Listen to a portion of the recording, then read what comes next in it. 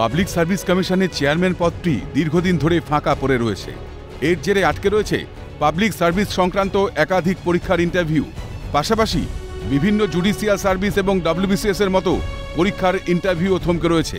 পিএসসির chairman নিয়োগের দাবিতে ইতিমধ্যেই মামলা দায়ের হয়েছে কলকাতা হাইকোর্টে।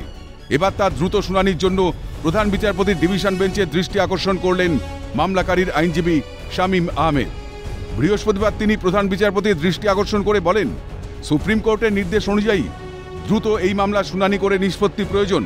পিএসসিতে 6 থেকে 7 জন সদস্য থাকার কথা, কিন্তু বর্তমানে পিএসসিতে সদস্য হিসেবে রয়েছেন মাত্র 2 জন। পাশাপাশি দীর্ঘদিন ধরে ফাঁকা পড়ে রয়েছে চেয়ারম্যানের পদ, যে কারণে ডব্লিউবিসিএস থেকে শুরু করে রাজ্য জুডিশিয়াল সার্ভিসের একাধিক পরীক্ষার ইন্টারভিউ থমকে রয়েছে। তার আরও দাবি, গ্রুপ ডি এবং গ্রুপ সি পদের নিয়োগ পিএসসি থেকে সরিয়ে নেওয়া হয়েছে। বিষয়টি শোনার পরই মামলার দ্রুত শুনানির আশ্বাস দিয়েছেন প্রধান বিচারপতির ডিভিশন বেঞ্চ। আগামী বৃহস্পতিবার এই মামলার পরবর্তী শুনানি। অভিরূপ হাজরার রিপোর্ট, ক্যালকাটা নিউজ।